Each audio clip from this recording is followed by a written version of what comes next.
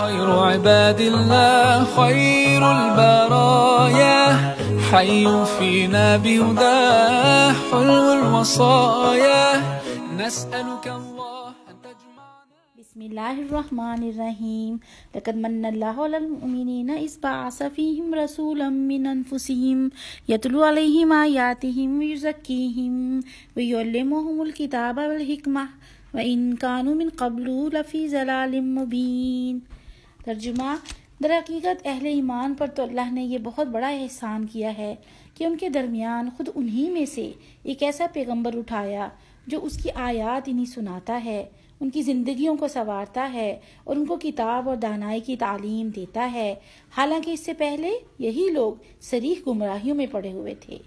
عزیز ساتھیو، یہ احسان حضرت محمد مصطفیٰ صلی اللہ علیہ وآلہ وسلم جیسی ہستی کو امت کے اندھیروں کو دور کرنے کے لیے بھیجنے کا احسان ہے، اور اس کی مثال بالکل ایسی ہے جیسے کوئی حادثہ ہو جائے کہیں، یا کہیں کوئی افراتفری کا عالم ہو اور وہاں پر کوئی ہو جو پکار کر کہہ رہا ہو کہ ادھر مت جاؤ، وہاں خطرہ ہے، اس طرف آؤ، یہاں راستہ صاف ہے، اور وہ شخص خود بھی اسی جانب چلے، لپکے، دوڑے، تو آپ دیکھیں گے کہ پورا مجمع اس کے پیچھے بھاگنے لگتا ہے۔ رسولوں کو اللہ تعالیٰ نے اسی طرح راستہ دکھانے والا بنا کر بھیجا ہے۔ اس کائنات میں میری اور آپ کی زندگی بھی ایک ہنگامی سفر ہے نا، ایک بھاگ دوڑ ہے۔ ہر کوئی بھاگ رہا ہے لیکن نہیں جانتا کہ جانا کہاں ہے۔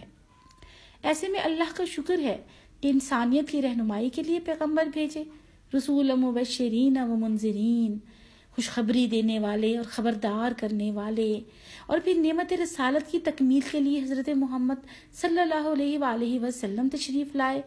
اللہ ربی نے اپنے محبوب کو نرم مزاجی دے کر، درد دل سونپ کر اور محبت اور شفقت کی خزانے عطا فرما کر پھٹکی ہوئی انسانیت کا ہاتھ تھامنے اور زندگی اور بندگی کو آسان بنانے کے لیے مبعوث فرمایا۔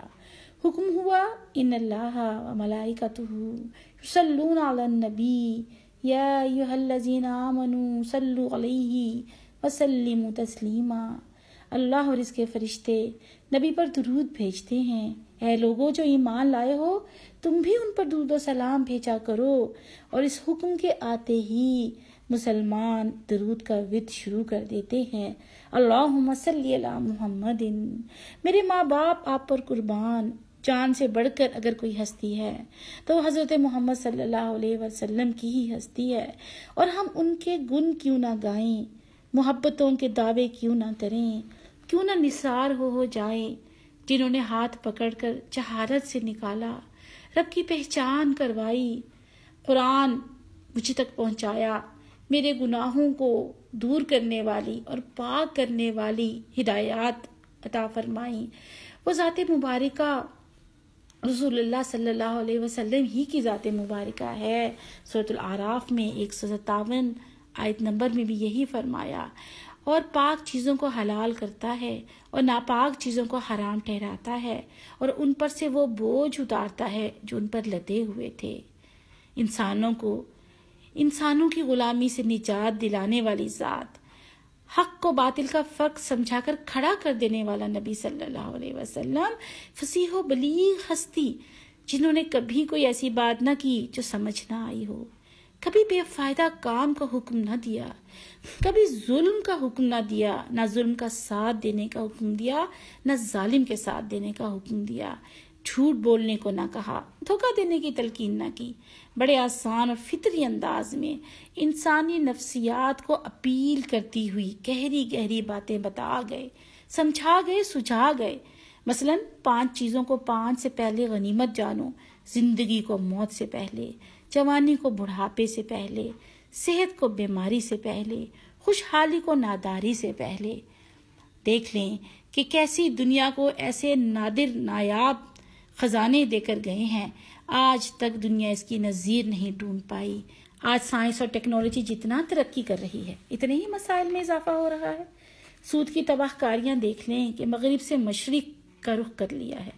بد دیانتی، جھوٹ، بے حیائی، غربت عام ہے۔ میڈیا کے ہاتھوں خاندانوں رشتوں کی تباہ کاریاں ہیں۔ مسلمانوں کا خون ارزاں ہے اور بہانہ فیشن بن چکا ہے۔ دنیا شیطان کی پوجا پاٹ میں لگ چکی ہے اور یہ سب سے نئی سینسیشن بن چکی ہے۔ آج کی دنیا کے بنیادی مسائل کیا ہیں؟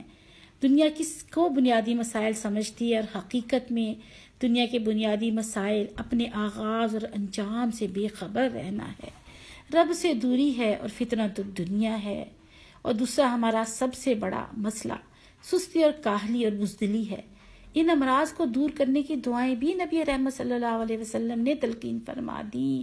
اللہم انی اعوذ بک من البخل والجبن، اے اللہ میں تیری پناہ مانگتا ہوں بخل سے، بزدلی سے، اس سے کہ ناکارہ عمر کی طرف لوٹایا جاؤں، اور دنیا کی آزمائش سے اور قبر کے عذاب سے۔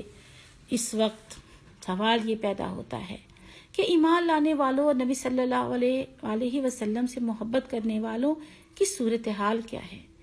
نبی سے محبت کرنے والوں کی آپس میں محبت کیسی ہے؟ کیا یہ محبت اتفاق اور اتحاد امت کا ذریعہ بنی ہے؟ کیا یہ سیسا پلائی ہوئی دیوار بن چکی ہے؟ حالانکہ ہمیں تو حکم دیا گیا تھا کہ انصار اللہ بنو، حزب اللہ میں شامل ہو جاؤ۔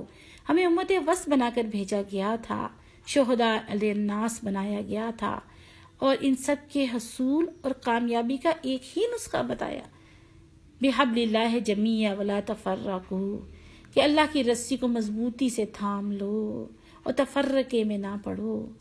ہم نے اسی رسی کو چھوڑا جس کے نتیجے میں ظلم، ناانصافی اور فتنوں اور بلاؤں نے مسلمانوں کے گھر دیکھ لیے۔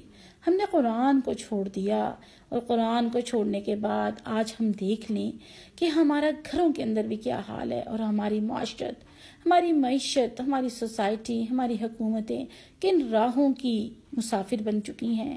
ان حالات کو کیسے بدلا جائے؟ پیغمبر کا ساتھ دے کر، مجتمع ہو کر، ایک کلمے کو گلے سے لگا کر، ایک قرآن کو پکڑ کر، ایک رسول کو تھام کر، قرآن کی وراثت کو تھام کر، جس نظام کو کفر آج اپنے لیے خطرے کی سب سے بڑی گھنٹی سمجھتا ہے، اسی نظام کو زمین کا نظام بنانے کی کوششوں میں حصہ ڈال کر، قرآن کی تعلیم کو عام کر کے، اور نبی صلی اللہ علیہ وسلم کی سب سے بڑی سنت یعنی کہ مشن نبوی، دعوت اللہ لوگوں تک پہنچا کر، نبی صلی اللہ علیہ وسلم کی سیرت کے مطابق زندگیاں گزار کر، سنتوں کو زندہ کر کے، نبی صلی اللہ علیہ وسلم کی سیرت، حضرت خدیجہ، حضرت عائشہ، حضرت فاطمہ، حضرت عمارہ رضی اللہ تعالی عنہما جیسی سیرتیں اور ان جیسی اطاعت رسول کر کے آئیے ساتھیوں، کہیں دیر نہ ہو جائے۔ قرآن حکیم میں خوشخبریاں بھی ہیں اور برے انجام سے بھی ڈرایا گیا ہے، بہت جھنجھوڑنے والی آیات کے ساتھ، کہ شاید کہ دل میں اتر جائے قرآن کی بات۔ سورۃ التوبہ میں آیت نمبر 24 ہے، قُلْ إِنْ كَانَ آبَاؤُكُمْ وَأَبْنَاؤُكُمْ، اے نبی صلی اللہ علیہ وسلم کہہ دیجئے کہ اگر تمہارے باپ اور تمہارے بیٹے اور تمہارے بھائی اور تمہاری بیویاں اور تمہارے عزیز و اقارب اور تمہارے وہ مال جو تم نے کمائے ہیں اور تمہارے وہ کاروبار جن کے ماند پڑ جانے کا تمہیں خوف ہے اور تمہارے وہ گھر جو تم کو پسند ہے، تمہیں اللہ اور اس کے رسول اور اس کی راہ میں جہاد سے عزیز تر ہیں، تو انتظار کرو یہاں تک کہ اللہ تعالیٰ اپنا فیصلہ لے آئے، اور اللہ تعالیٰ فاسقوں کی رہنمائی نہیں فرماتے۔